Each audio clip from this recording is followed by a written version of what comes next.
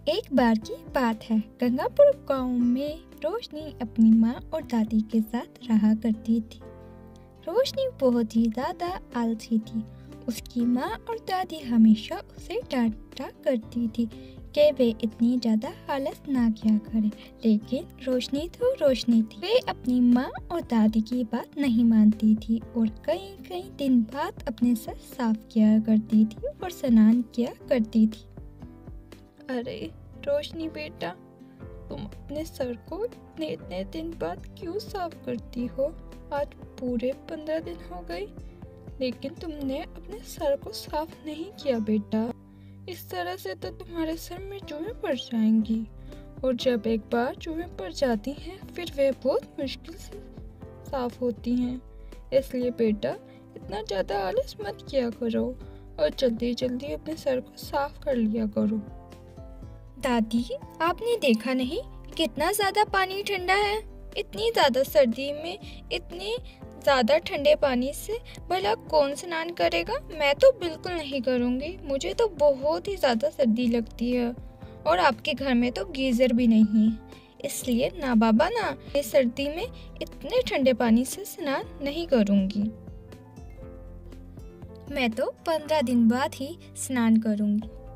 माँ जी, रहने दीजिए, मैं भी इसे कह कर थक चुकी। बेटा, अपना सर साफ कर लो, गंदा मत रखा करो, गंदगी से जुएं आ जाएंगी। लेकिन इसने मेरी एक बात नहीं सुनी, ये आपकी बात भी नहीं सुनेगी। ये बहुत ज्यादा आलसी लड़की है। इतनी ज्यादा आलसी लड़की मैंने अपनी जिंदगी में कभी नहीं देखी। देखना रोशनी, तुम्हें इस आलस की वजह से बहुत परेशानियों का सामना भी करना पड़ सकता है। माँ और दादी दोनों रोशनी को अनाप शनाप कहते रहते, लेकिन रोशनी एक कान से सुनती और दूसरे कान से निकाल देती और वो ही करती जो उसके करने का दिल करता था। वे अपने बाल हमेशा गंदे रखती थी और कभी उन्हें साफ नहीं करती थी। इस वजह से कुछ समय बाद उसके सर में जुएं पड़ जाती हैं। ऐसे ही समय बीत रहा था और रोशनी सर को गंदा ही रखा करती थी, और जिस वजह से उसके सर की जुएं कभी खत्म ही नहीं होती थी। लेकिन कुछ समय बाद रोशनी को एहसास हो गया था अब उसे अपने सर की जुएं साफ कर लेनी चाहिए। लेकिन अब रोशनी की जुएं इतनी ज़्यादा ढीठ हो चुकी थी कि रोशनी के सर साफ करने की वजह से भी नहीं जाती थी। एक दिन रोशनी को गांव की लड़कियां कहती हैं, देखो देखो, ये लड़की कितनी ज़्यादा गंदी है, इतनी बड़ी हो गई लेकिन फिर भी इसके सर में इतनी सारी जुएं हैं। इसे देखकर तो मुझे उल्टी आ रही है। कोई लड़की इतनी भी ज़्यादा गंदी कैसे हो सकती है? चल जा रोशनी की बच्ची, हमसे दूर हो जा, वरना तेरे सर की जुएं हमारे सर में आ जाएंगी और हम भी तेरी तरह गंदे हो जाएंगे। चल जा, निकल यहाँ से। रोशनी, तुझे शर्म नहीं आती? तू अपने सर में इतनी सारी जुएं ले रखी हैं।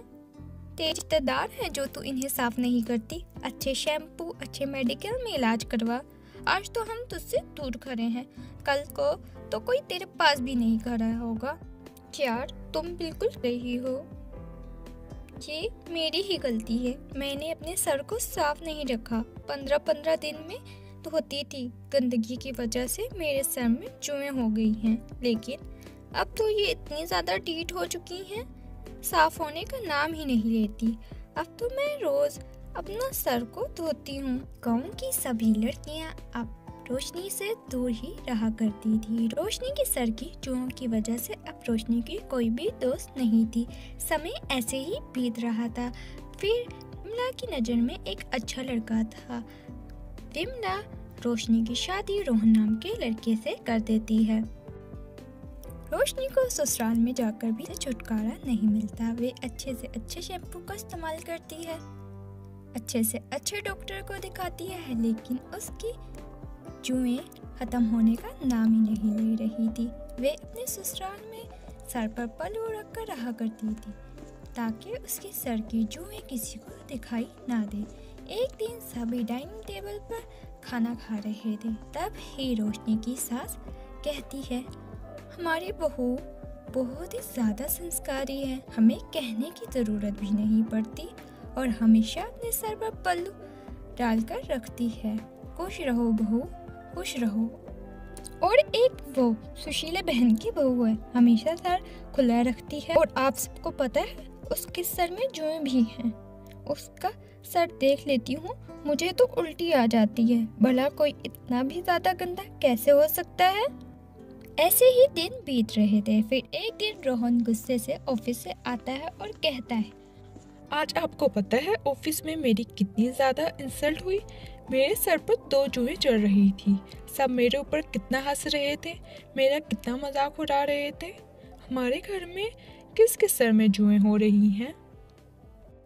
रोहन बेटा, हमारे घर में तो किसी के भी सर में जुएं नहीं हैं। सबके सर तो बिल्कुल साफ है। फिर ऐसा कैसे हो सकता है? किसके सर में जुएं हो सकती हैं? अरे हाँ, याद आया। रोशनी बहू बहुत संस्कारी बनती है, हमेशा अपने सर पर पल्लू से ढकती है। इसके पीछे तो कोई राज है। रोशनी बहू, रोशनी कहाँ हो? यहाँ तो आओ। माँ जी, आपने मुझे बुलाया? मैं आप लोगों के लिए खाना बना रही थी।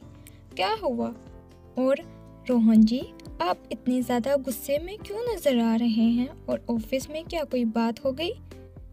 कुछ नहीं बहू, बस मैंने तुम्हारे बाल नहीं देखे कि तुम्हारे बाल कितने ज़्यादा अच्छे हैं।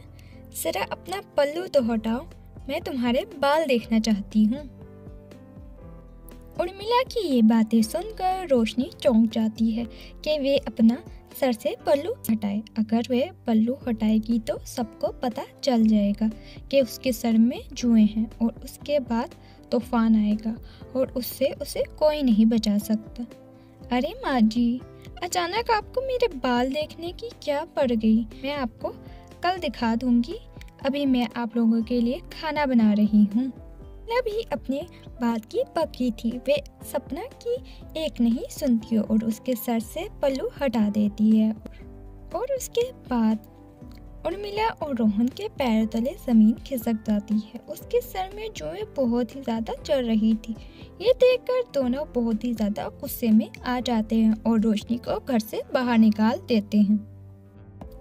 रोशनी बहुत ज्यादा गिड़गिड़ाती है, लेकिन उर्मिला और रोहन उसकी एक नहीं सुनते को उसकी जुओं की वजह से धक्के मारकर घर से बाहर निकाल देते हैं।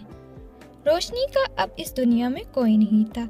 वो कहाँ जाती, इसलिए वो एक जंगल में बैठी रो रही थी तो उसको एक आवाज आती है। वो आवाज जादुई पेड़ की थी। फिर रोशनी से रोने का कारण पूछता है। रोशनी सारी बात पेड़ को बताती है। पेड़ अपने जादू से रोशनी की सारी जुएं खत्म कर देता है और रोशनी खुशी खुशी अपना जीवन व्यतीत करने लगती है। तो दोस्तों, कैसी लगी हमारी स्टोरी? अगर हमारी स्टोरी अच्छी लगी हो तो हमारे चैनल को सब्सक्राइब और वीडियो को लाइक शेयर करना मत भूलना। तो मिलते हैं नई स्टोरी के साथ।